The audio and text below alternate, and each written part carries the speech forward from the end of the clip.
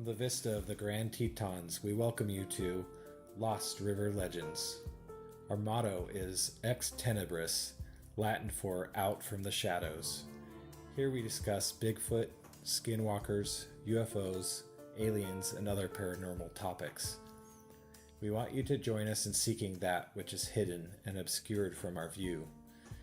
We hope you enjoy the show and encourage you to reach out to us at lostriverlegends@gmail.com to share your story or leave us a note. You can also visit us at lostriverlegends.com to find access to our episodes, guest bios, show notes, and our blog. Prepare yourself and get settled in and comfortable as your hosts, James and Brett, enter the realm of the shadows. Enjoy the show.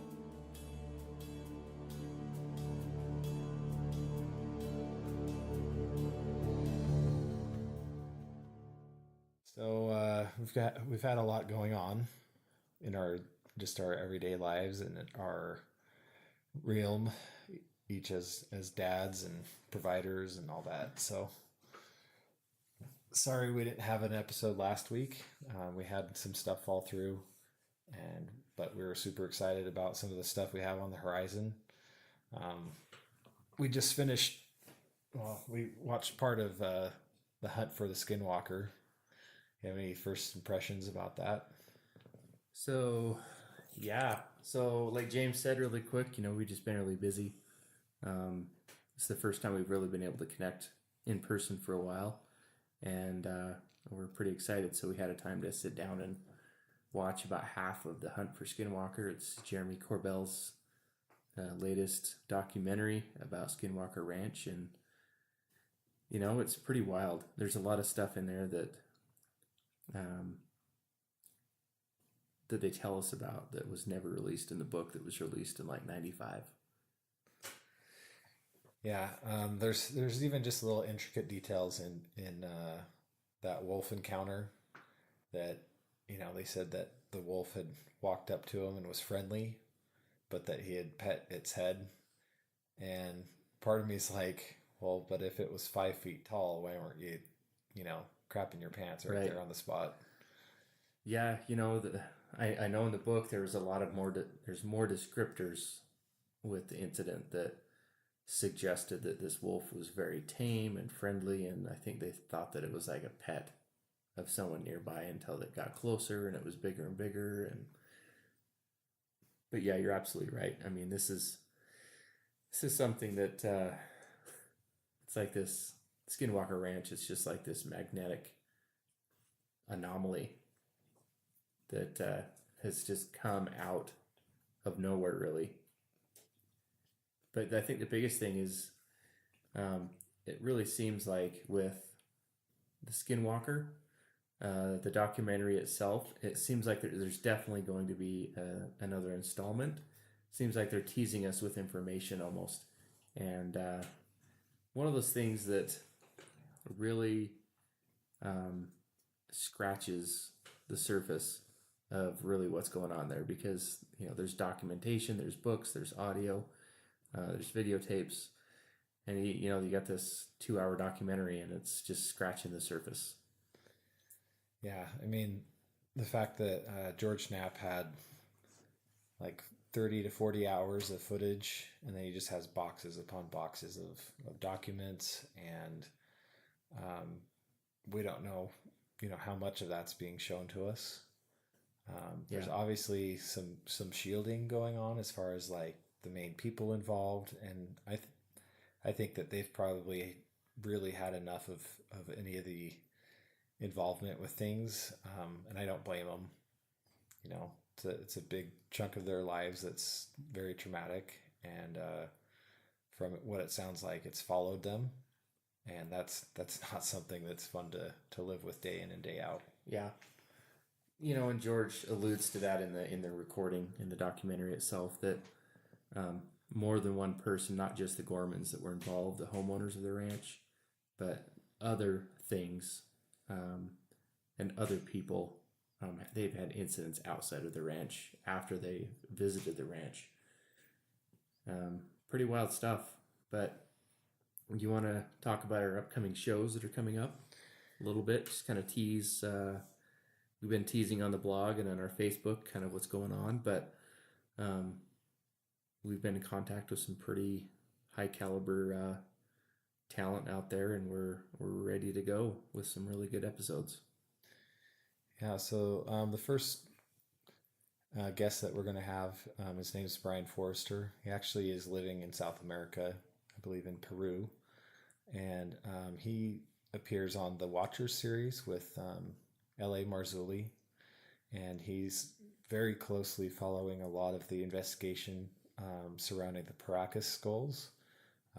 He kind of knows where the access is to these things. There's different areas of the deserts down there that he knows where there's evidence of this civilization, and so he's a very key player.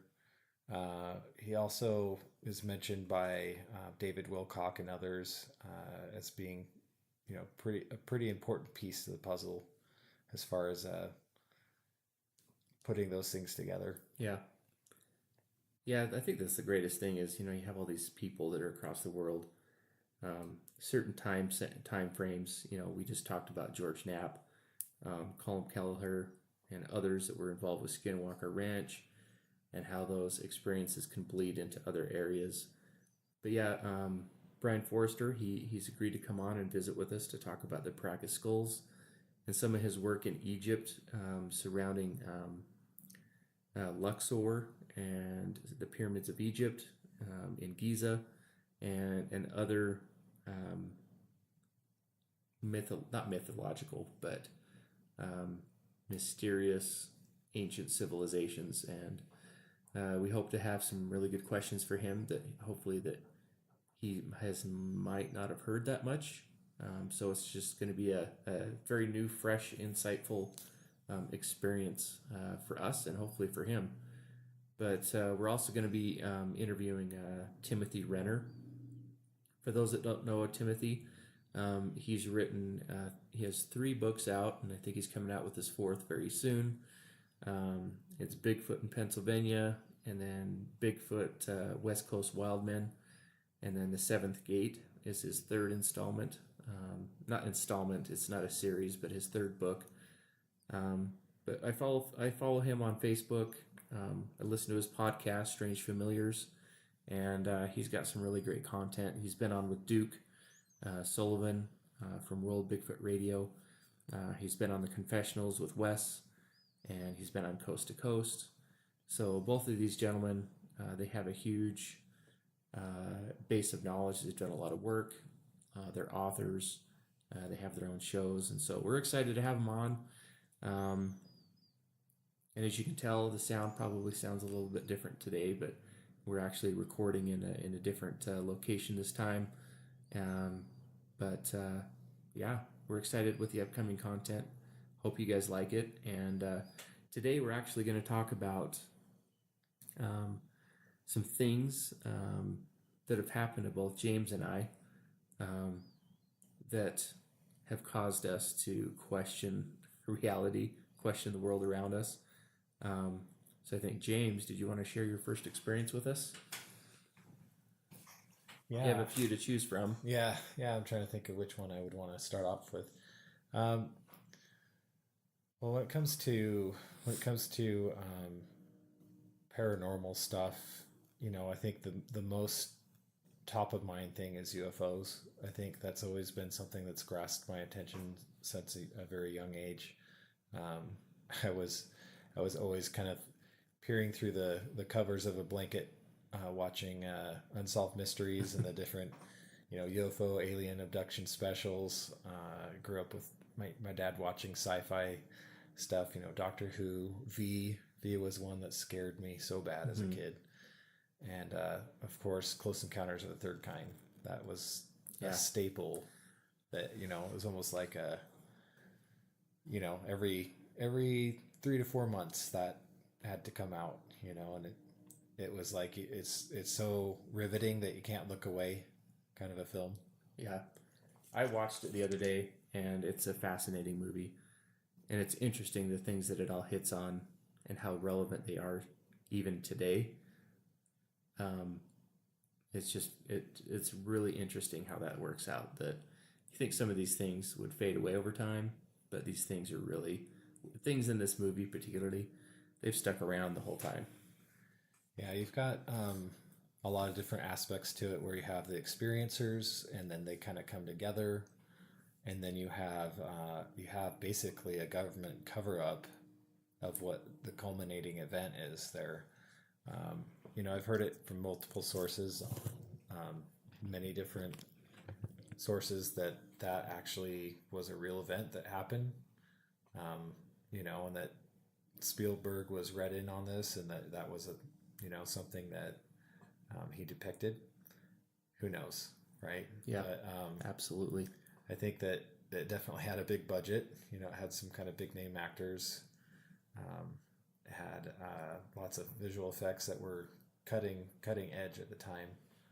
So yeah, I mean, just growing up with that's always there. There's Fire in the Sky came out later with the Travis Walton story. Yeah, and of course that Hollywood version of it. We know that's quite a far departure from his actual account. Yeah, he's told his account probably hundreds of times at this point, but I've heard from his mouth at least 3 to 4 different accounts that all overlap pretty closely.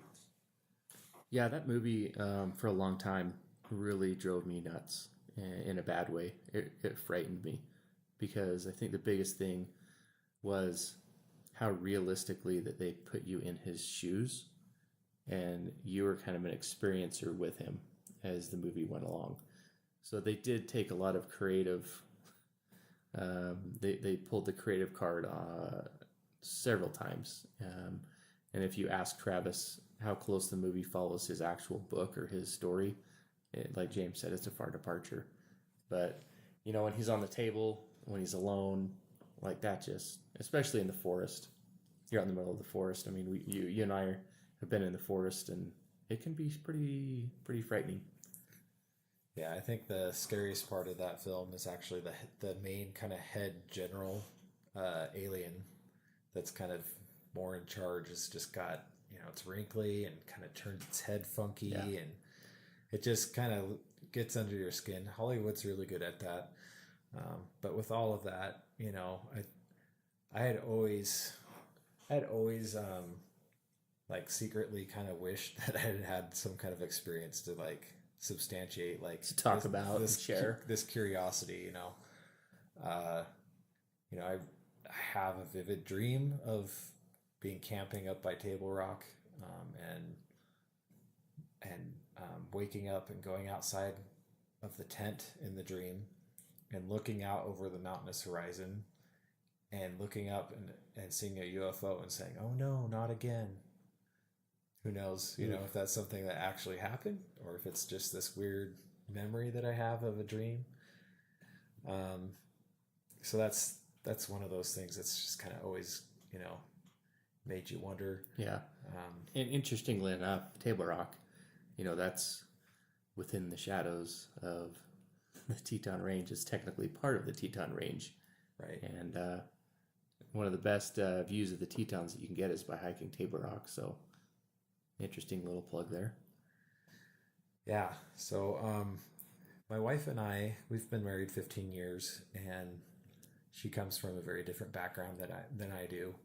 And she's kind of what I'd consider like a pretty, I would say like an untrained psychic. Like she kind of has like tells me about different experiences or different, the door's there, but I don't open it kind of a thing.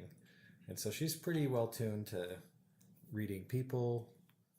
She's very good at people just she's kind of empathic. Like people walk up to her and just share their whole life story with her. And she's like, "Hey, I'm just checking out my groceries here. I got to move on."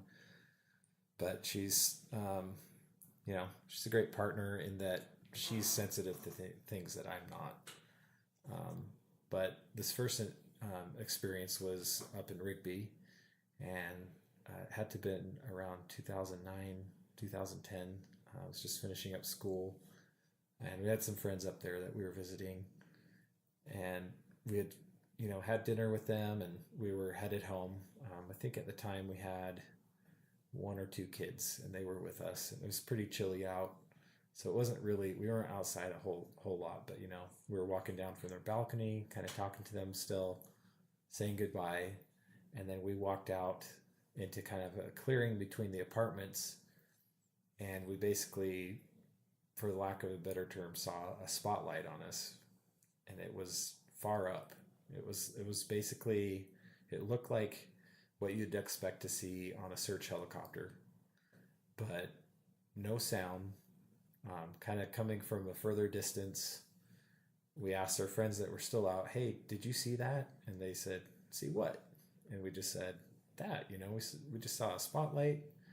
And then as we looked, as the spotlight went away, it basically just kind of moved and just faded into the distance and was gone. And we just kind of sat there going, what did we just see? What could that have been? Doesn't make sense to us. The typical response, right? Yeah, and I mean, it was really quick, but I mean, in memory, it felt like a long time. And that's what's kind of weird about those type of experiences, is that they, in our minds, take a lot more time than they actually did. The whole thing was probably 5 to 10 seconds total, and it just feels like it was forever. Yeah, your senses really ramp up to another level, and your mind, your sight, your senses, everything is just really amped up. And I've heard a lot of people who have had traumatic encounters that it's just time almost stops. Everything's like slow motion, and that's because your mind is just going overboard and processing what's going on, comparing it to what it's known before, trying to figure out what it is, what's going on. Plus there's that adrenaline dump that really hits you that is at play as well. Yeah, it's really interesting if you think about that our brains are trained from a very young age to understand things like gravity. Something's going to fall. I'm going to fall. This is the shape that holds water. This is the shape that, there's different schemas that we learn all along the way, and our brain subconsciously could pick up on those things. But then when it comes time to, hey, I don't recognize this, I don't recognize this experience, I don't have a place in memory anywhere of this type of an experience, maybe that's what's happening. That the brain is just kind of reeling and trying to locate that bit of data, so to speak. Yeah, it's like your mind searching for, all right, what's going on? It's like it's searching for a memory that's not there almost. Yeah. You have this smell. Oh, I've smelled that before, and it takes a while for your mind to really pick up on those memories and get that out in the open. But yeah, that's an interesting encounter. How far away do you think the light was? Like the source of the light? Would you say? I would say it felt between a half mile and a mile up in the sky. I mean, it was far. So straight up, or like distance wise?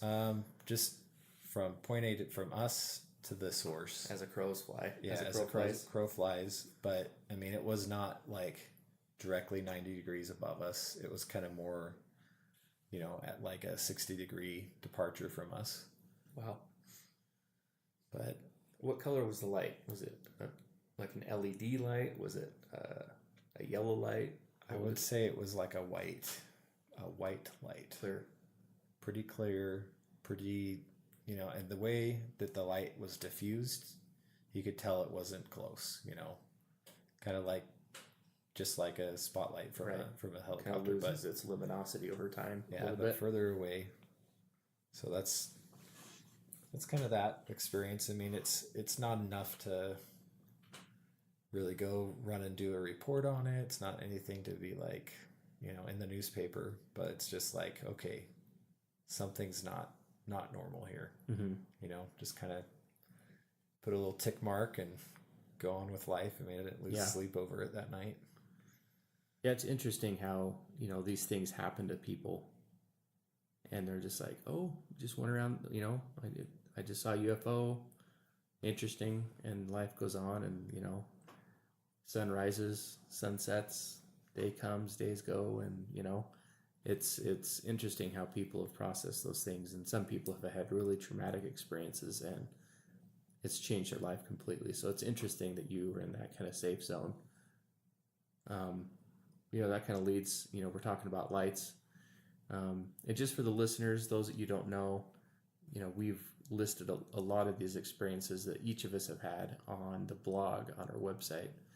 So if you just go to lostriverlegends.com, click on the blog, down towards the bottom, it's one of the earliest things that we posted on the account. I think it might have been the first things that we posted on the account when we first went live. But, as we're talking about lights, one of the experiences that I had, interestingly enough, was with my wife. We've been married almost 14 years, as of right now. And when we first got married, this happened when we first got married. And we were living in south of where we live right now, in Shelley, in Idaho. And we were driving to our house. We were living with a family member at the time, before we actually purchased our home and moved in. And I know it was Christmas time-ish. I can't remember if it was Christmas Eve or right before Christmas Eve, but I know Christmas had not happened yet. And we were driving from, I believe it was my parents' home, and we were driving home. We didn't have any kids at the time. It was just her and I. We were driving her pickup. It was a 1992 Toyota pickup truck with an extended cab. It was red. And man, the details of this, I just remember this so clearly. So we're driving the back roads. We're off the beaten path. We're driving the back roads. We've memorized all the roads to get home from point A to point B, in our little commute, because this was a daily commute for us. And so we're driving. I remember we turn around a bend, and we're driving, and this is like out in the sticks. I mean, it's the area that we're driving in. It's just farmland. It's just open. There's hardly any homes. It's homes every country mile, so to speak. And we're driving, and it's at night. It's close to midnight, and all of a sudden, the inside of our vehicle starts illuminating in this blue LED kind of colored light. I think I explained to James that it almost looked like the light from the Tesseract on the Avengers. It's that kind of a light, kind of an electric blue. We did not see a light source. We just saw the representation of light in the cab of the vehicle. Again, it's the middle of nowhere. There's no street lamps. There's a home close by to where we saw this, but all the lights were off. And this happened right before we hit a stop sign. And I remember slowing down, and I turned to my wife and I said, "You just saw that light, right?" And she says, "Yep, I just saw that light." And we had a little conversation. What was it? What's going on? And, I'm into the paranormal. Don't get me wrong, even back then. But I was trying to find an explanation for what I just saw. So the inside of the cab, we have a dome light, which is a yellow light. That was off. It didn't come on. It didn't flicker. There's nothing wrong with it. Her stereo, it was a CD. It was interesting because I don't know why I remember this. Just stupid information that's in my head. But it was a Sony branded CD player, an aftermarket, and it was the Explode model, whatever. But it was red. Like all the lights on the dash on the radio were red. And then the rest of the lights on the vehicle itself, just the dash lights and whatnot, they were all that kind of soft, like 90s green, right? Incandescent bulbs, whatever. Yeah. So I was like, okay. And this was before like the cell phones we have right now. We had a flip phone. We each had one between us, but again, no lights. They weren't on. They didn't ring. They didn't buzz. There was nothing. So stopped the car at the stoplight. We look around. Our surroundings. I actually turned off my headlights so we could get more ambient light, just from the environment that we were in at that intersection, to kind of adjust to our eyes. Didn't see anything. There was no other people, no other vehicles on the road. So I did a 180. I turned back around and I stopped the truck at this. I don't know. It was probably maybe 200 feet from the stop sign when it actually happened. So I went back, stopped in the exact spot, and I remember looking out in the fields, and I was like, okay, maybe someone had a spotlight. Weird circumstances that bounced off this, bounced off that, and or there was a light on a barn. Who knows? I mean, there was nothing out there, and it's snowing. There's snow on the road. But yeah, I mean, there was no missing time. There was no strange feeling. Like, we didn't feel like threatened. We didn't feel strange. We didn't hear anything. We didn't feel anything. But yeah, so we kind of chalked that up as one of the weirdest things that we've ever experienced.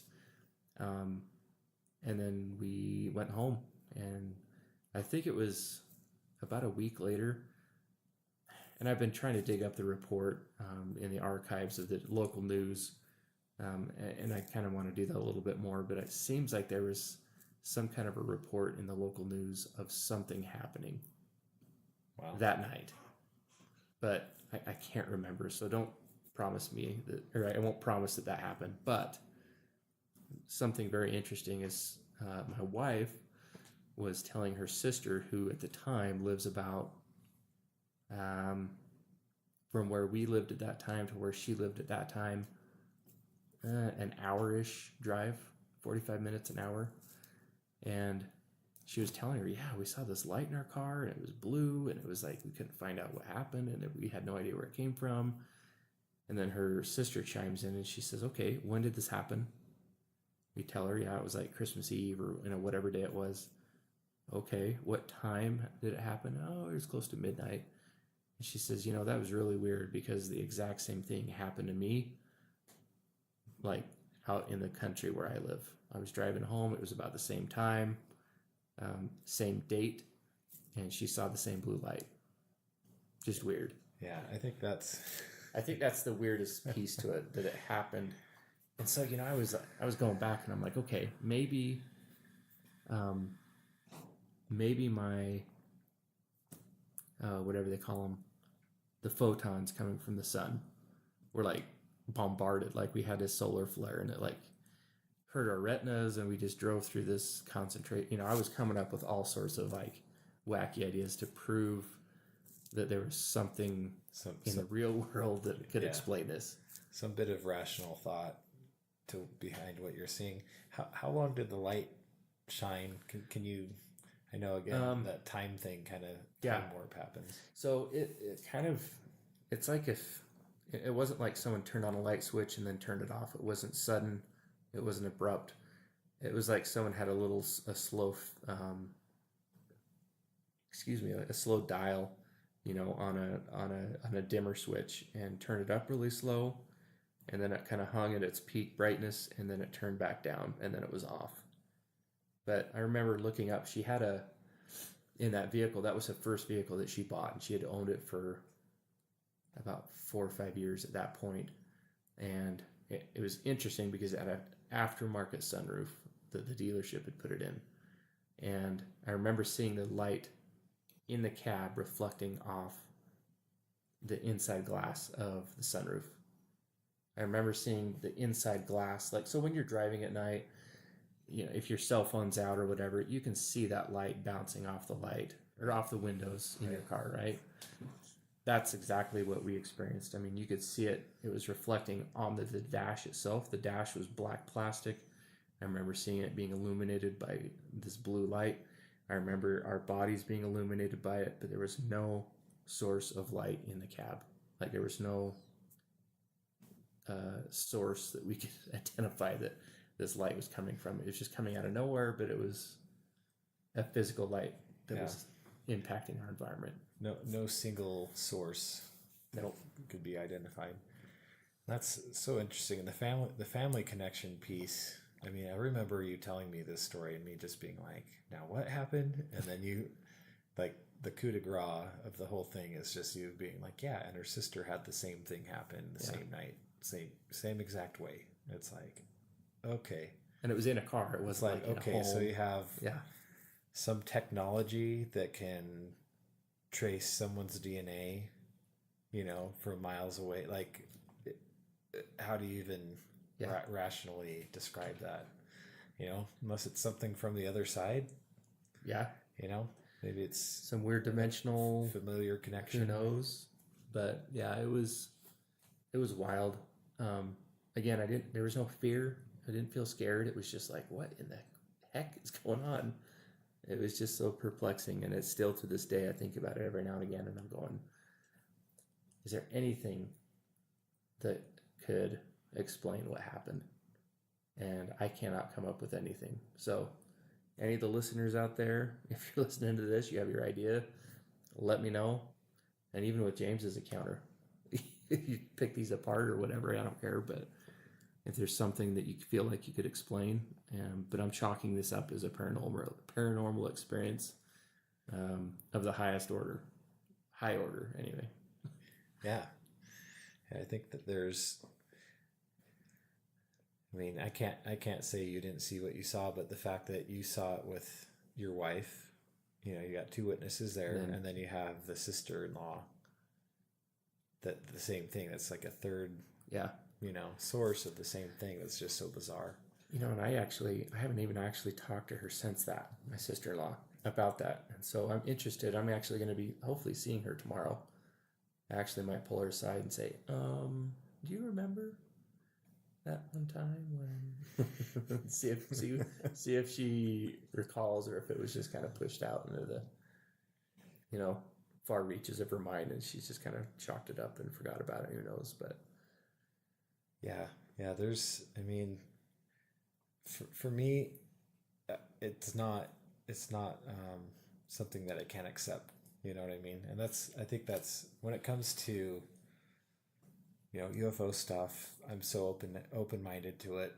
I could go on the MUFON or NUFORC or UFO Hunters, and just there's just eat it up. Just sightings within miles of here, and it makes me want to just run outside and watch the sky. And for me, I've always been one to look up. Ever since I was a little kid, I'd always look up and I'd see a plane or whatever. I was always the kid that would stop playing to watch the plane fly over, like, the whole path. Right. But yeah, you kind of learn what's normal behavior for an aircraft, what's a normal behavior for a helicopter, that kind of a thing. My wife and I were on the way. We were on the way to Boise from Idaho Falls. I think it's Highway 84, and there's just a lot of nothing out there. There's a lot of pretty barren. We're in the high desert, so there's a lot of farms and then just kind of nothing. And this particular section, we were between Twin Falls and Boise, so it's like past Jerome, if any of you are familiar. And there's actually Mountain Home Air Force Base is pretty close to Boise. It's towards the tail end of this, and this actually was,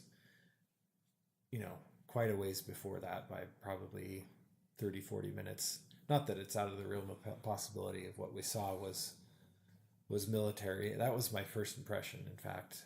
So I'm driving just a small compact car. It's freezing cold outside. It's winter. And that's another thing that made it kind of weird. So we see some lights kind of just dancing in this field that kind of parallels the highway. And it's a stretch probably, I would say it's probably 2 to 3, maybe 5 miles tops, where it basically looked like, the best way I could describe it, it looked like helicopters, multiple, with their lights going back and forth, kind of like how a skater would skate in a skating rink, just kind of doing circles back and forth, but there's multiple of them. and they're kind of, it looks like they're almost taking turns and then crisscrossing over. So they're not moving in sync with one another. They're not, kind of moving. They're kind of all doing their own thing. And at first it was just like, yeah, you know, there's a military base out here. They could easily be doing nighttime maneuvers, whatever. And as we came up on it, it just got more weird, and the behavior didn't seem typical of a helicopter. Do you remember any sounds? I don't. And going the rotors of the helicopter. We're going 80. It's it's windy. It's cold. So it's like kind of road noise. So as far as picking up any of the sound, I mean, there was no sound. I remember there being like a cell phone tower, and those are like 100 to 150 feet tall, and they have a beacon on top, so nothing hits them. And this was like right almost smack in the middle of that. That was almost like their halfway point, and it just looked like almost like two teams of helicopters flying back and forth taking turns, if that even makes sense. And we watched it for a good, as far as we could, going that speed. It felt like closer to 10 minutes, because you could kind of see him as you're coming up on it, and then you could see him as you're right up on it, and then passing it. So and that's one of those things that was like, well, I'm not sure, but I can't really explain it. And your mind kind of wants to go, oh yeah, definitely unidentified. It was unidentified and flying. So, but that's one of those experiences that we, when we tell people, yeah, we've seen stuff, that's one that comes up. That's like kind of your go-to. That's interesting.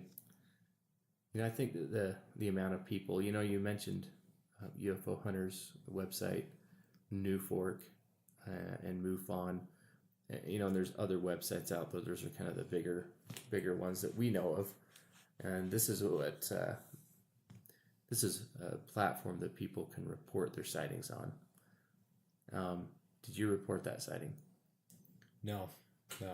I don't know if I was aware of at the time the ability to share, and just didn't think so much of it. Again, it wasn't so life-changing. And could it have been a bunch of helicopters? Yeah, it could have been. It wasn't a huge tank of gas for them to fuel to fly out there and do whatever maneuver. So, but it just seemed like some dangerous, bizarre behavior for a nighttime pattern for, an exercise. And I don't say that to put you on the spot, but, I didn't report mine either until this year. I think I reported it to New Fork and gave as much detail as I've just given you guys. But I think that goes to say that out of all the reports that we have access to that have been reported, that there's probably quite a large percentage of unreported sightings. We talk about Bigfoot and the sightings. I think UFOs are probably a little more safer to talk about maybe than Bigfoot. I don't know, but I would think that probably more people would rather report a UFO sighting or lights, whatever you want to call it, than they would like a Bigfoot. But I could be wrong. I don't know. Yeah, I think that there's, again, for three of mine, only one got a report, and I think that that's where, for, if it's unique enough, I don't know if it's standout enough to be like, hey, like,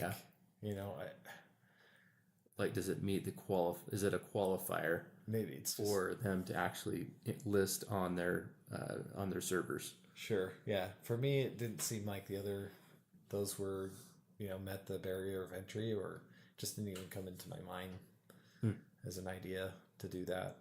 But no missing time, nothing weird. I mean, it was so far away, it seems like you're kind of a safe distance. Yeah, I remember just trying to put ground behind us. It's a night drive to Boise. It wasn't the most glamorous trip, Interesting. That's pretty cool. I don't know that I've heard that one from you before. You've had quite a few different experiences. I'm sure you probably told it to me in the past, but Yeah. No, I don't know. I don't know if I've tried on that one. Cool. So it looks like we're just kind of going back and forth here. So it looks like I'm on the hot seat. Hit the ping pong ball your way. Hit the ping pong ball. Pass the baton. So this next one that I'm going to share, it's one of the more sensitive ones to me personally, and it's one that I don't share lightly. I haven't shared it with hardly anyone. I think I've shared it with you, shared it with my wife. I think I might have written it in my journal, but I think it's important to get it out there because the more these stories are out there, hopefully, the collective hive mind of these topics and the followers and the believers in them, hopefully that'll lead to more discussion and hopefully to some answers. If anything, it kind of brings those kind of unbelievably strange things to light and have a safe place to talk about them, I guess. But this happened in let's see, it was fall, maybe early spring of 2003, and at the time I was in a service mission for the church that I serve or am a part of, and at the time I was in Evansville, Indiana when this happened. So the person that I was assigned with, we call them a companion in the field, the mission field. He and I were coming home from a church member's home, and we all had a curfew, and that we had to be home before a certain time, kind of a return and report kind of a scenario. And he and I were on our way home. We were riding our bicycles, and I think I actually put the map of where this happened that I can best remember. I know that I got the street right. I just don't know if I got the intersection right. So if you're interested in finding out where it happened, for whatever reason, you can go to the blog and you can find the link to the Google link that we placed on the page. But we were driving our bikes. It was dark. It was past 9 o'clock, and I was struggling physically because I had some really bad problems with my health, and more especially with my knees at the time. And so I was having kind of a health scare while I was out there, which was causing a lot of stress, a little anxiety and whatnot. But I remember I was riding my bicycle, and I was probably, we weren't riding next to each other. We were not paralleling each other down the street. He was kind of taking his time. I was riding a little faster. I was riding on a mountain bike, and I don't know, he was probably 20, 30 feet behind me, something like that. Decent distance, comfortable distance behind me. And I remember riding down the street. We were in this intersection, and the street lights were over our head, and they would kind of come and go as we would come up on them. And just had this terrible feeling come over me. And it was kind of a hopeless, just a dark, just hard to explain. It's just kind of like the light just kind of got snuffed out. Like on Harry Potter when they suck the light out of the street lamps with, their little trickster, whatever. That's kind of what it felt like, where it was just, the light didn't disappear, obviously, but it just felt like something's going to happen. I just kind of, my feelers were, my spidey senses were kind of going a little crazy, and I just felt like this dark presence. And I'm like, okay, whatever. And kept riding our bikes, and it just got worse and worse and worse to the point where I started feeling very uncomfortable. And I remember just almost getting mad because it just felt like it was affecting me physically and emotionally. I was kind of getting a little worried. So just kept riding our bikes. I didn't say anything to my companion. His name was Ryan. I didn't say anything to him. I didn't show any signs of distress or anything physically. Just kept riding our bikes. And then I remember we came to this intersection, and then there's no one around. Like, there's no cars. Kind of like my first encounter where there's just no one around, which was interesting. And come to this intersection, and it was like this crescendo of darkness that I remember feeling. And then all of a sudden, I believe it was out on my left side, I hear this voice call my name. And it was not a nice voice. It was a male voice, very nefarious.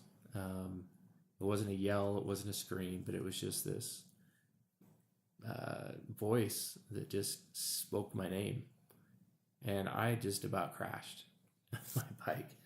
And, I think I probably just said a quick prayer. I don't remember everything because I was kind of in survival mode at that time, and it just felt super, super uneasy. But I remember just saying a quick prayer, and I that was one thing, with the light encounter that I had in my truck. I don't know what that was, but with this encounter, I know what it was. And I think we all understand that, at least those that want to believe, understand what that was. And it was, in my opinion, it was an evil spirit that was trying to get in my head, trying to scare me, trying to whatever you want to, insert here. That's what it was trying to do. And out of every experience that I've had, with the exception of one more that I think I'm going to share tonight, that's probably the most terrifying thing that I've ever experienced, because it was a something from the spirit world that knew my name, that spoke my name, and was almost harassing me, is what it felt like. Yeah. But like I said, I kind of said a quick prayer. We got home. We were tired for the night. We went to bed, and we just went about the work, the next day. And I do remember it kind of affecting me. It's not like I lost sleep over it, or I can't ride my bike in dark streets anymore. It wasn't, I felt like, okay, this happened. You know what it was. It was real. Move on with your life. And yeah. Yeah. I think, with being a missionary and having, having been in the same capacity in my life, I think I understand where you're coming from. It's a time in your life when you're really trying to dedicate yourself to this, to this work, and to, put yourself out there. You're growing in different ways, but you're also trying to live your life in an acceptable way to God. And right. So to have something like this kind of creep up and take the wind out of your sails, it really is a big distraction.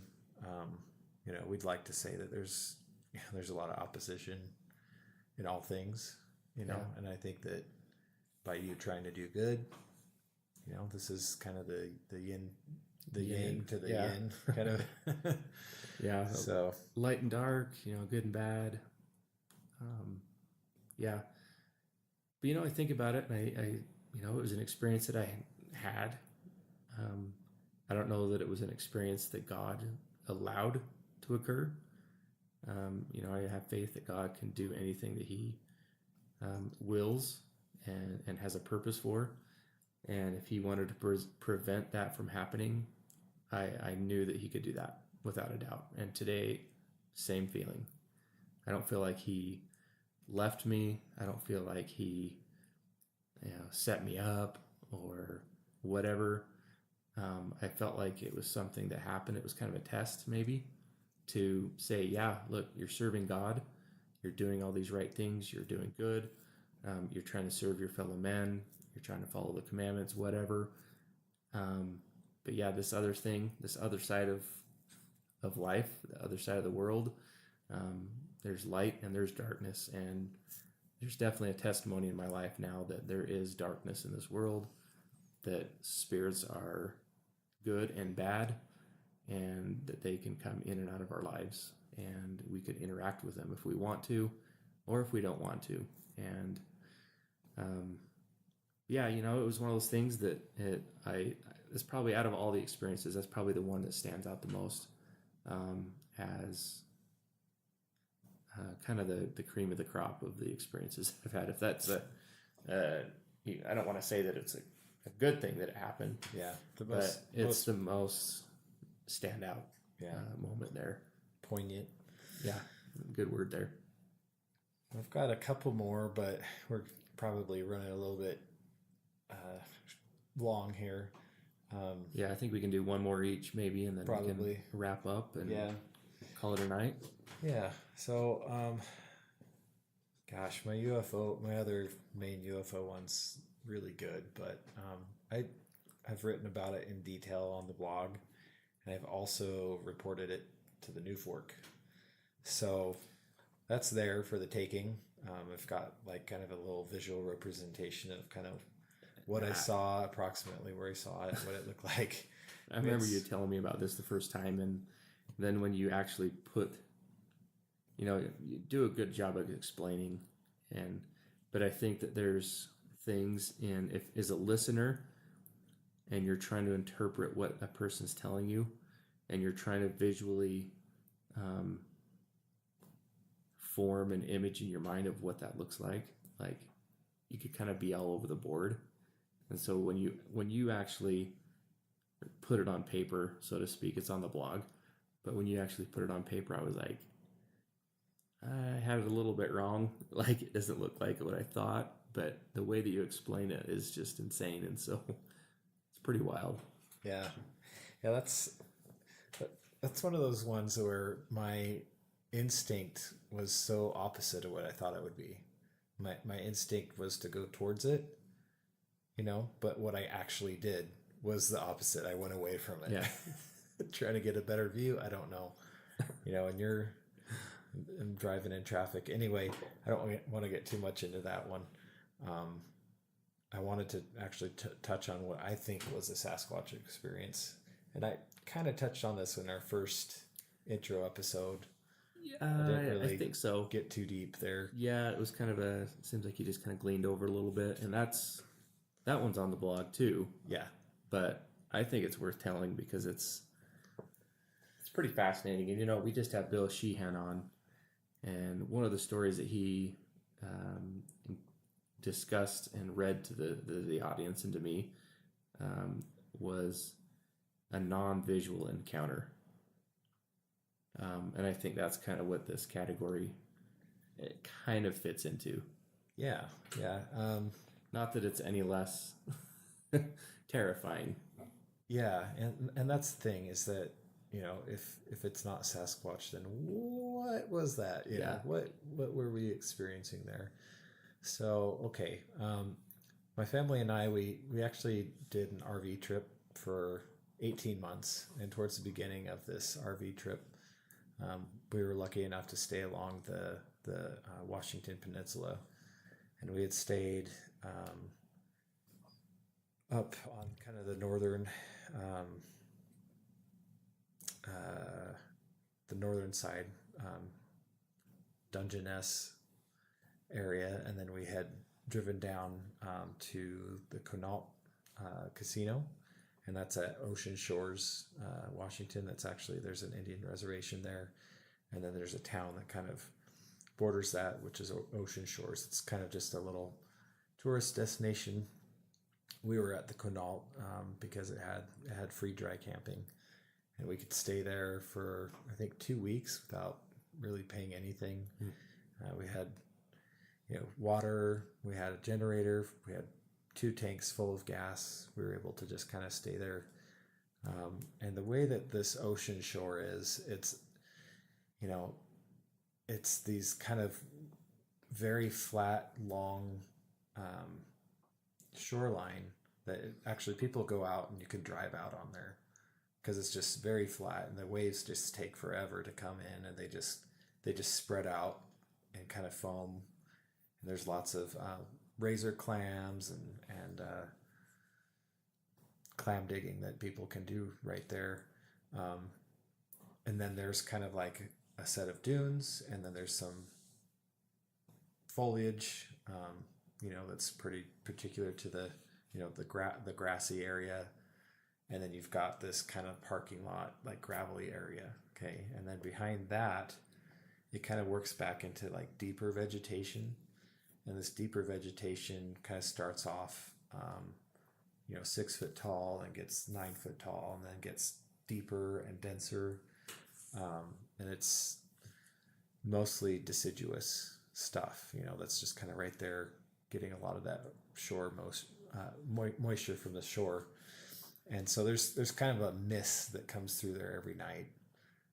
As the air cools down, there's kind of just this mist that comes off as the tide comes in, and it kind of sticks to everything. And I think that kind of feeds some of that vegetation. And that's very normal in those environments by the shore, especially in Washington. Yeah, just this type of beach is a lot different from beaches that we visited later in the trip. We had been on the different beaches in Oregon, and there's also all sorts of types of places, really. This one really stands out as being unique that way. But when we first pulled in, it was a mess. It was some kind of like Harley convention, and we had to kind of like thread our trailer through this parking lot, and then back in, the area that we found was kind of back in this corner. I didn't want to move. I didn't want to get all set up and then have to move. And there's a guy in the parking lot going, "Now there's an RV." Yeah, there's always one of those, and with RVing, there's always a group of people that want to watch you back it in. Like, oh, this is going to be good. This is going to be a good one. This is going to be They're awesome. placing their bets. Yeah, seriously. Oh, they're like live streaming on Facebook. yeah. And I was pretty new to backing our trailer up, but we ended up getting a really good spot. And I think we were there for a solid 2 weeks. We just had access to the pool. We could kind of come and go into the casino and go to the pool and walk back. And so that ended up being a nice place to kind of do what we needed to. I was able to work during the day and all that. So probably about 12 days in out of our 14 days, we had the kids down. They're all asleep. Since we were running off of a generator, the time to turn off the generator there was kind of a quiet time. We kicked it off, and that big crowd had come and gone, and there had been probably 5 or 6 other RVs that had come and gone, and there's a total of probably only like 3 or 4 of us left, and we're just by ourselves in this corner.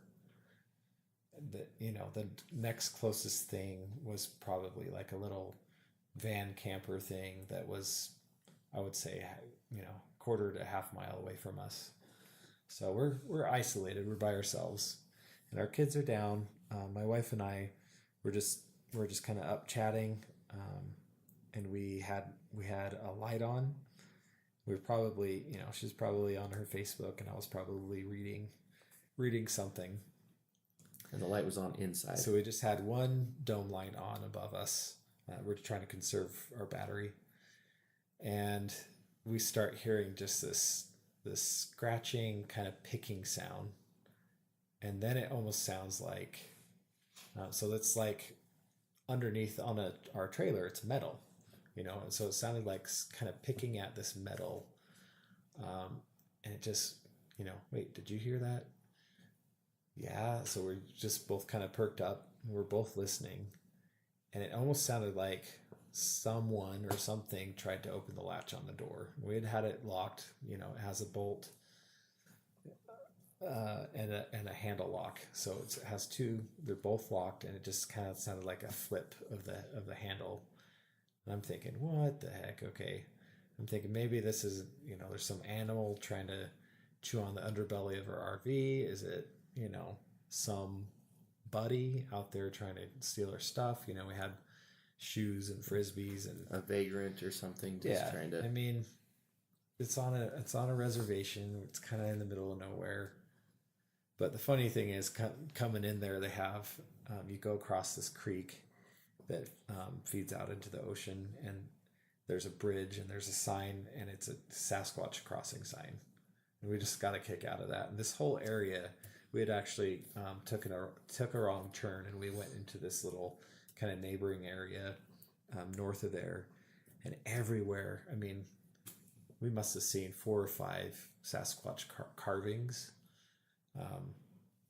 10-foot carvings of Sasquatch, like totems, representations. And there's, I would have to say, just in the whole Northwest, going from Washington through Oregon, especially in the coastal areas, there's probably a good 100 to 150 of these. They're everywhere. It's ingrained in the culture. And it's not so much even that it's pop culture.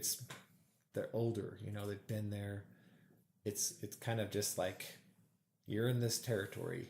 It's a matter of fact that there's Sasquatch here. And that kind of, in a way, might have played into my psychology of things a little bit. So I had a big mag light, big D cell mag light, and I kind of threw on some shoes and just bust out the door. And the first place I was going to look was underneath. And so, I'm going to look right where I heard this sound, right where I think it is. And I come out that side and look under and don't see anything. I go under the nose of the fifth wheel and poke under again, and then on the other side. Well, I didn't see anything. I didn't really hear anything at that point. And then I kind of came back around the other side, and I basically heard a crashing just straight into this brush that's there. And that just like totally set hairs on the back of my neck up. Like, okay, like something huge just charged straight into this vegetation. And it's either spooked or, trying to hide. Like, in my mind, I pictured just a Sasquatch booking it straight into the brush and breaking the brush and then hiding. Which is typical behavior, right? Yeah. Of a lot of reports. And knowing what I know now, it's like, it's probably the trickster type, it's type 1 or type 2 that's just likes to really mess with you. It's curious. What's this thing? Definitely not nefarious necessarily, but they're just like Brian Duke Sullivan talks about how they'll just come in and they kind of want to just laugh at the humans, play tricks on them, and don't want to hurt you. They're not trying to be scared. They're not trying to scare you on purpose necessarily. They're just, it's a game to them almost. Yeah, and that, to me, like in my mind, that's what it was. But then Christina said, "Yeah, I thought I saw someone run. I thought I saw something bipedal run as you were on the other side." She's like, it's super dark out, but I thought I saw a figure moving. And so I'm like, oh crap, no, this isn't going to go this way. So I go in and I get my gun, I put it on, get my gun belt on, and I have this plan. I'm like, okay, we're going to throw on our floodlights in the back because we have this toy hauler fifth wheel, and it's made for being out in the dunes, and you can have these floodlights come on to be part of, your little staging area. See where your staging area is and getting back. And I'm like, okay, I'm going to open the door. You're going to throw the floodlights, and I'm going to run around. And I'm like ready to draw. Like I've got a round racked. So getting pretty worked up right now, aren't you? Yeah. I'm kind of like, I'm going out here and beating my chest. And behind the area was like a little mound, where it was kind of like just medium-sized rocks with dirt, little mound. And then it kind of went down to this gully and then to the vegetation. So it's a good 30 yards till the actual vegetation. And from the front of our trailer, I mean, a trailer is 40 foot, and then you're talking another 30 yards. What's that? So it's probably like 100, 150 feet away to actual brush where there's vegetation. So I basically, as soon as that light was on, I charged this hill, and there's big rocks on there, and I just start picking them up and start hucking them towards the direction of where I thought I heard the sound. I'm just trying to draw out whatever, trying to get it to kind of, if it's a deer, let the deer scatter. If it's whatever, Right. let it show its face, or let it show like if it's a human, like, you hit me, Right. something. And I'm like ready. I'm kind of being territorial, like kind of beating my chest a little bit, which probably wasn't a good idea. Well, and here it is. If it's a human, whether it be a vagrant, a hobo, whatever, some drunk dude, yeah, you got a gun, right? Yeah. So, how much more are you going to mess with you and your family? Well, and I mean, I was super close to sending some hot lead its direction, let's just say. Did you have your pistol out? I had it in I know the you holster. had a chamber, but yeah. Okay. So it wasn't in your hand as you're chucking rocks necessarily. No, because that's my same hand. So, yeah, I mean, I kind of was pretty. I mean, I went from being like, "Hey, I'm ready to doze off here," to being like fully lit, like super, adrenaline, yeah, and was kind of throwing that whole territorial attitude. 110%. Yeah, yep. So that's really interesting. But what really kind of like, okay, like really kind of brought it full circle for me was actually looking at BFRO reports in the area. And this area is pretty close to an intersection near Copalis Beach. And you can look in this county, and Copalis Beach has several sightings. And then there's actually one that is almost in that same exact neck of the woods, right where we were. That was kind of more recent. There's an older one that actually, the Copalis Beach one, is very involved. It involves a Sasquatch coming into, I think it's like reaching through their window. Yes. And then they have a barn. I think they had a barn where they thought it had gone in there as well. So that's a very involved, very detailed BFR report. And that's all within, a 5-6 mile radius where we were. Yeah. So the one that you're talking about in the Copalis Beach, there's a YouTuber. It's not the Bob Gimlin, but it is a Bob Gimlin. He's a younger kid. Gimlin with a Y, Gylmin, however you spell it. And he actually does a reading on the Cowman incident that you're referring to in Copalis Beach. And that's probably one of the most terrifying accounts that you'll hear of and or read or listen to. And so where James was really close to this, it really makes you wonder. So maybe we'll link that up on the blog or something, or at least give you enough information that you can go on YouTube and search that one out, because that's pretty fascinating. Yeah, and this area, just from that whole area all through, I think it's Oak Harbor, if I'm correct. It's all very dense woods, and you've got these coastal inlets all around. You've kind of got this peninsula that it comes down, and so you've got different areas, different pockets of habitat, so to speak. So it's highly, that's a hotbed through there.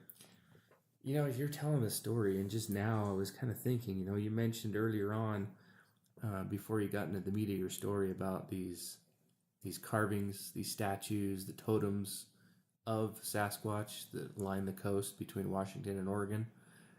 Makes me wonder if the Sasquatch are actually attracted to those somehow. Like, oh yeah, the humans are carving images of us. Like, they know about us.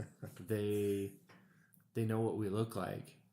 And maybe there's a curiosity there that draws these in, that actually causes these areas to be hotspots. Yeah, I never really thought of it that way. I just more thought of it was like, look at how prolific a Bigfoot carving is. And there's different styles, a lot of them using chainsaws, some of them friendly looking, some of them terrifying looking, different proportions. All shapes and sizes, Yeah, I mean, it's the whole gambit. But it's a common thread throughout that whole travel through the Northwest, on tribal lands and non-tribal lands. Interesting. Yeah. Cool. Well, couple questions for you. When you heard the thing running, because your wife was in the RV, she claims that she saw or thinks she saw a bipedal shadow running the same time that you heard running before it crashed. Is that right? So I didn't hear necessarily footsteps. Just the crashing. I just heard the crash. So that's what's so weird to me is that if it had been something going at any speed, why didn't I hear footsteps? Why didn't I hear? Because the way that the rocks, the gravel and the rocks were, I mean, me just walking around out there I'm displacing pebbles and stuff, and I could hear myself walk. Why couldn't I hear whatever this was? Charging. And you make a good point, and I'm wondering if it was a Sasquatch. Let's just assume that for right now, because that's the best explanation so far. If it was a Sasquatch, and it sounds like it was if it was running through the bush, the stride length on those things are phenomenal, right? And especially if they're running, if they're moving at a high click, the stride length doubles or triples on those creatures. So maybe it launched on one foot, started running on grass. I don't know. I'm trying to explain it away a little bit just to see if there's a... Yeah, I think probably by the time that I had gotten out with the flashlight, it was already at the other end of the trailer. No problem. Easily could have been there. Super quick. And you said your trailer was 45 foot? Yeah. So, I mean, from that point of, the door where I came out, it's closer to 30 feet from that door to the back. And then another, 30 yards-ish until it gets kind of brushy. So, I mean, it could have covered that ground really easily by the time I got out there with a flashlight. So, do you remember hearing any vocalizations, whether it's a grunt, a snort, any smells, anything else that your senses maybe picked up, or was it something that just everything happened so quick?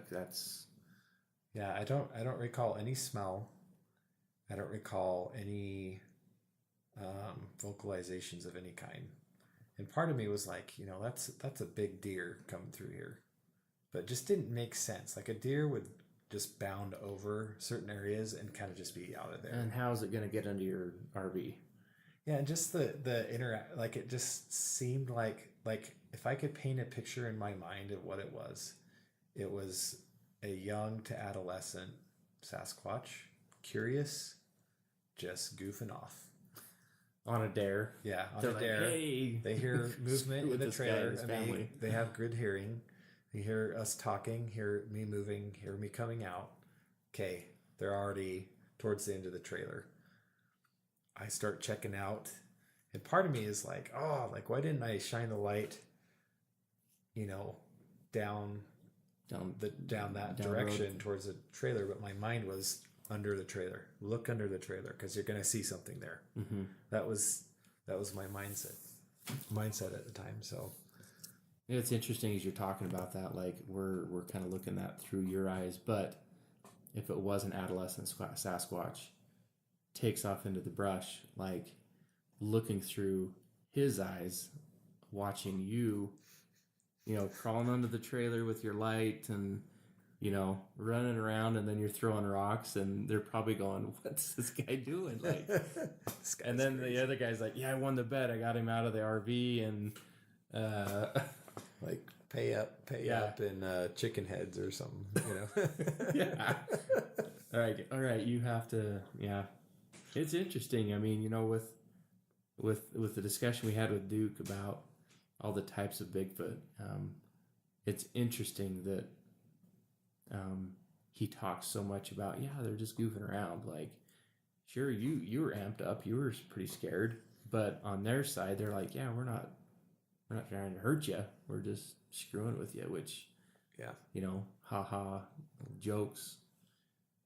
When in perspective, like just knowing what I know now, like I could see that. I could see the scarier part is we probably I think we let our kids play out back of the trailer. They're out, you know, kind of digging with sand toys and making little piles with rocks. They, you know, one of our daughters just loves to collect rocks, and she had a little collection in a little area. I want to say they even had like a little rock shop set up, if I remember right. And how, you know, it's possible that they were being watched during the day, you know, so it's kind of that curiosity killed the cat kind of a thing where they had to move in closer and be like, you know, what's this? What are these people more about? Interesting. So that's kind of creepy to think about. Well, and David Paulides, he talks about 411 and the missing people. He's talking about the Sasquatch. And I know that he mentioned in one of his interviews, he's done 1 million interviews. So if you get on YouTube, you do a search for David Paulides 411, David Paulides Bigfoot, whatever, you're going to come up with a ton of results. And a lot of that's going to be recycled. But on one of the accounts online, he talks about how, if you want to get a Sasquatch activity, he says, get a tent, put a light on inside, get a recording of kids laughing and playing and giggling and talking, and then get up in a tree and watch that tent. And there's a pretty high likelihood that you might get some activity, you know, because they're attracted to children, not in a bad way necessarily that we know of, but they're just curious. They just want to see the little people, and, you know, they're not seeing adults play around in the dirt and getting dirty and having a fun time. But it's interesting you bring that up, because that's a common indicator, I think, with Sasquatch activity. Yeah, part of me wonders if they were kind of lurking there the whole time since we'd got there, you know, and once things died down, you know, they're just people watching. They got nothing better to do. Or to go dig up clams or whatever. I don't know. One of them's in the bush, just taking a dump, and he's just watching you guys. Like, got nothing better to do. Like, the human's taking a dump and on his phone, and I'm on my dump watching people. So it's like us on Instagram or whatever, right? It's like we're their Instagram. Well, yeah, I like sharing that story, kind of capping things off. You know, anything else? So I got a quick one before we end. I know we're, you know, pushing hour and 20 minutes right now, and it's getting pretty late our time, but kind of circle things off a little bit. And I keep thinking back at all the experiences I've had versus experiences you've had, and I have some really weird paranormal experiences, but you seem to have UFO, which is paranormal, but it's not, you know, it's a weird category separation between the two of us. But this next experience, you think it would be one of the top more frightening experiences, especially with the experience I just shared about my bike and the voice. Coincidentally, the experience I'm about to talk about happened in the same city, in Evansville, Indiana, within probably 6 weeks of the bike incident, where I heard the voice say my name. So we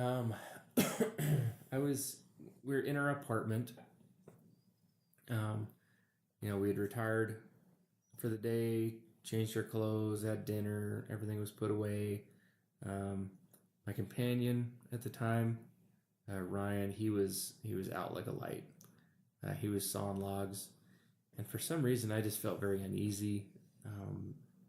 You know, we worked pretty hard, pounding the pavement, riding bikes, and just out all day. So it's usually pretty easy to fall asleep at night. But in this particular night, I had a hard time falling asleep. And, you know, when you fall asleep, you don't really have your eyes closed necessarily. Like, I have my eyes open. Even now, if I have a hard time falling asleep, I keep my eyes open. I just kind of look around the room, and I'm thinking, and might roll over a couple times. And that's kind of what I was doing. Just trying to get into a comfortable position and just trying to calm myself down, and I was just deep in thought, whatever. And I remember feeling like my companion and I were not alone in the apartment. And it felt like the moment when I was riding my bike. I just felt like something was happening, or about to happen. I just had that, spidey sense, precognitive feeling, whatever you want to label it. That's kind of what was happening. I just felt like something was about to happen. And so as I'm kind of laying, we had these twin beds. He was on one side of the room, I was on the other. And then towards the far wall, we had some dresser drawers. And then on the left side, my head was facing east, my feet were heading west, and then the door was on my left as I was looking towards my feet. And I remember it, when you hear about Sasquatch sightings, like right before they happen, people talk about how animal life, bugs, birds, squirrels, whatever, it just goes, it's like someone kills the switch and everything just turns off. Like, that's what happened in that apartment that night. It just felt like this rush of quietness. Enter the apartment while I'm awake, and my eyes were drawn to the doorway of our bedroom, which that wall on the other side of the doorway, it was kind of a living room, kitchen area that was divided through the apartment. And so I'm looking at this doorway, and my eyes were open, so they were adjusted to the darkness, and I could see details pretty easily. But I see this figure standing in the doorway. In a regular doorway, I'm looking at your doorway, and it's 3 feet by 7 feet maybe, and that's probably about the same size as the door that was in our apartment. And showing James here, you folks can't see it, but my bed was in this corner, Ryan's was in this corner, and my feet were heading this way, and my head was over here, and I was looking at this doorway. And I see this dark, shadowy, faceless figure standing in the doorway, and had the appearance that it was looking at me. And I've heard of, I think Tony Merkel on the Confessionalist, he's talked about shadow people before. So whatever you want to categorize this as, feel free. I felt like this was a spirit of some kind. It looked like it had mass, but it was interesting because it was like I looked at it and it just looked like even the dark room looked really bright compared to this creature. And I remember sitting there and I'm going, okay, so is this the thing that spoke my name a few weeks ago? Like, that's what was going through my mind. Interestingly enough, this seems like it's an underwear changing moment, but for me, it wasn't as scary as that thing talking to me. So whether it's the one and the same creature, being, whatever, I don't know. But I remember looking, and geez, I'm getting worked up. I remember looking at the doorway, and I remember the head was like, it filled the entire space of the doorway. You could see arms, you could see the head, and it was freaky. And I just was like, okay, it's time for me to go to sleep now. Like that's what I remembered. And I remembered kind of mumbling a prayer under my breath, and then I closed my eyes and I went to sleep and didn't see it again. Have never experienced anything like that after.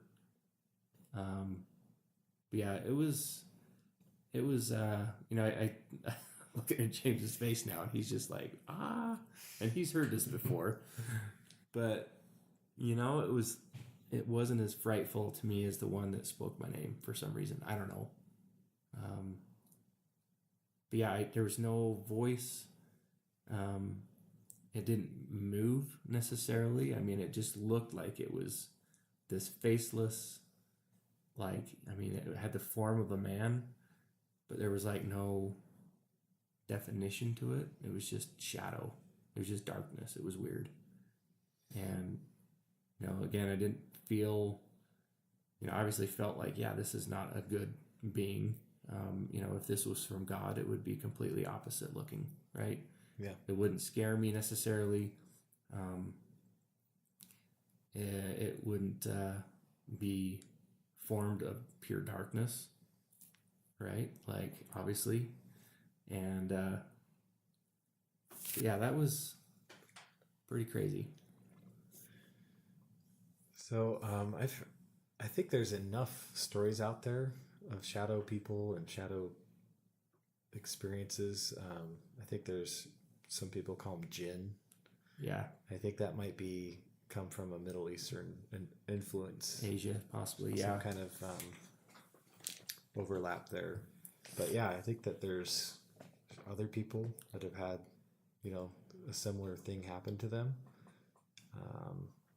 I've heard stories of people having them be friendly. I don't know if that's common, but again, it's kind of its own vein of weirdness. It's its own category. Yeah. My hands are sweating right now. Just talking about it, it feels like I was just kind of put myself back there. But it was one of those things that I chalk up as I feel like I have enough evidence for my own self to know 100%. I've seen them, I've heard them, I felt their presence. That it increased my testimony that there is a God, because I feel like in our world there's opposites in everything. I know James and I were talking about some of these scary encounters, and I know that we both had really good encounters of whether they be angelic or something that maybe God has decided to share with us that is good and is righteous, and whatever you want to categorize that. We've had just as many, at least I have. And I know James is not in his head right now, but for me, it was just a testament that, yeah, these things are real. They're out there. They're in the world. They can come and go at will. They can show themselves to us.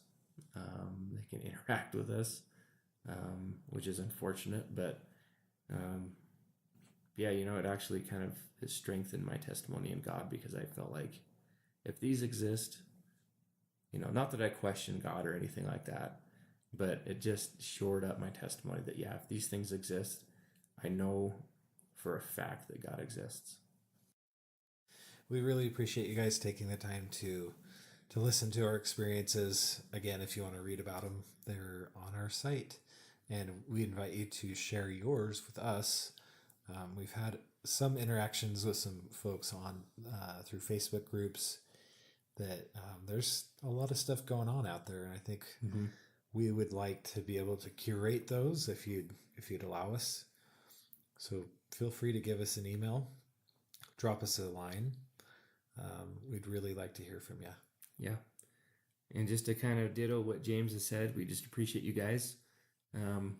We're new at this, and we appreciate your patience as we kind of, we're doing everything ourselves. We don't hire out for anything for the web stuff, the social stuff. Like, we're all doing it, and we're both full-time workers. We're both dads. We're both married.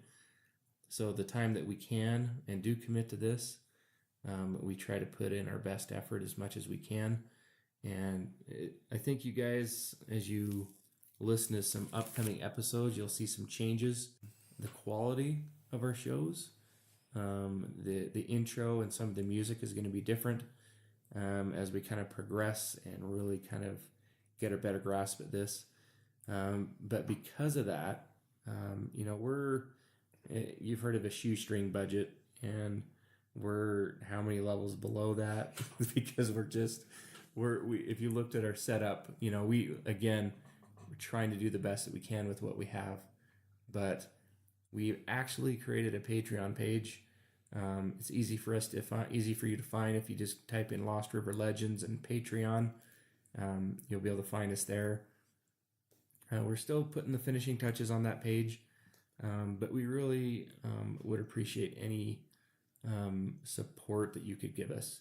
We're going to have some tiered out donation structures, whatever Patreon labels that as, for those that would be willing to support the channel. Again, we have some really good content coming out.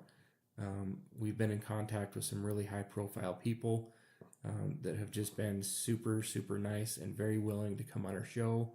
And for a couple of ragtag guys doing this for the first time, we're pretty happy with where we're at so far and with the contact that we've had with people. One of the things that we did not mention early on, we did talk about Timothy Renner. He's going to be on in an upcoming episode. We talked about Brian Forrester with the Practice Skulls. We're pretty hopeful that we can narrow down an actual interview date with this next guest.